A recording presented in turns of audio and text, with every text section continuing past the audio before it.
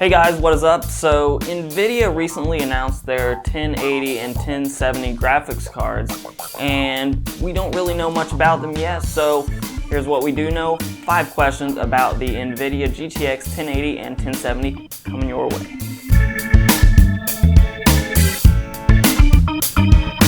So before we get going, I just want to talk a little bit about what this series is. This is just a 5-question series where I will answer 5 questions about a given topic, and frankly, you can take my answers for what they're worth. I'm just like you. I'm just looking at the news and the way everything looks and then forming my own opinions. And yes, most of these will be a bit of opinion and also a bit of fact thrown in there. So let's get right to it with the questions about the GTX 1070 and 1080 from Nvidia that are due to release this month, late this month, and next month is the 1080 and the 1070 respectively. Okay, so the first question out here is gonna be, what is the Founders Edition of the 1080 and the 1070? Well, basically those are the reference cards.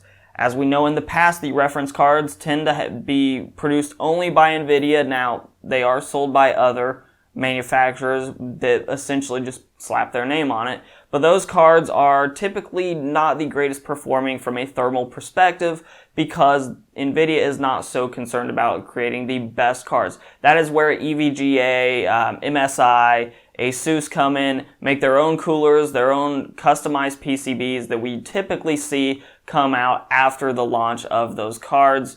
The Founders Edition, which you're actually paying more for this time, is simply the reference design that Nvidia has released. The difference being this time that reference design will be sold by Nvidia and it will be sold through the life of the card, whereas with the current way it is set up, we typically see those reference style cards sort of not exist so much towards the end of the life cycle. For example, if you go to Newegg right now and peruse for some reference GTX 980 Ti's, you may not find a whole lot, and that's because those third-party manufacturers have customized the PCBs. Nvidia wants their reference design to be carried throughout the life of the product, and that is why they have given it the distinction of the Founders Edition. Now, should you pay that extra money for it? Probably not, because those third parties typically come out with better cards, unless you're working with certain form factors, and that's a whole nother discussion. The next question we have here is, what editions will be available on launch day? We don't know that. We do know, obviously, the Founders Edition will be available on launch day. And there have been some leaks of I believe it was a Zotac card with a customized lighting solution and what appeared to be a customized PCB. So there may be some custom cards made by third parties that are available on launch day, but we do know the reference card, the Founders Edition card, will be available on launch day, and that is the one that is the surefire guarantee. Everything else right now is simply speculation.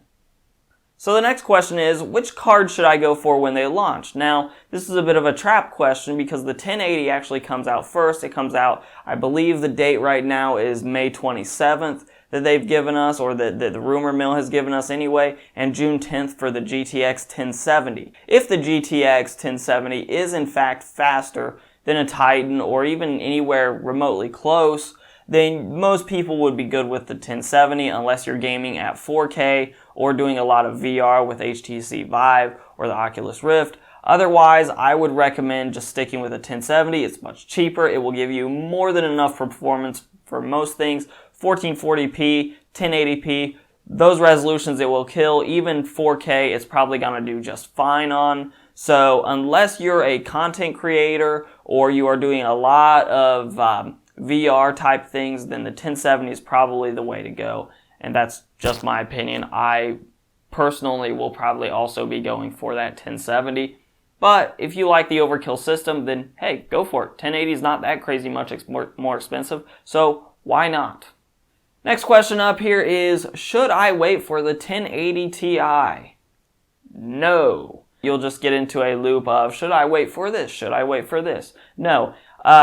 The 1080 is going to blow away pretty much any gaming you really need. And if you really do need that extra upgrade later on, you can always sell your 1080 used. Yeah, you won't get 100% of the the cost back, but you can recoup a lot of that, the money that you spent on that 1080, and then you can reinvest that in a 1080 Ti if you really believe you need that. For the vast majority of all people, 1080s will be just fine, and no, you shouldn't wait, because we haven't heard any sort of rumors about the 1080 Ti and when its release date will come. I would be stunned if Nvidia released it anytime in the month or two afterwards, after the 1080 comes out, because that would just push people away from the 1080. So probably not a great idea to wait. Go ahead and invest. Buy whatever the best you can is right now and call it good, because the current cards that are about to come out they will be great for a few years to come. Don't wait. Go ahead and buy now and enjoy what you just bought. And question number 5, what's AMD's response? Well, the easy answer is Polaris is supposed to be their response, but the rumors have it that Polaris is targeted towards the mid and lower end of graphics cards. So if that is the case, AMD really doesn't have a response right now. At the price point, the 1070 will, if its performance is anywhere near what it's supposed to be, it will be the card to have for the next year at least, until Nvidia comes out with something new.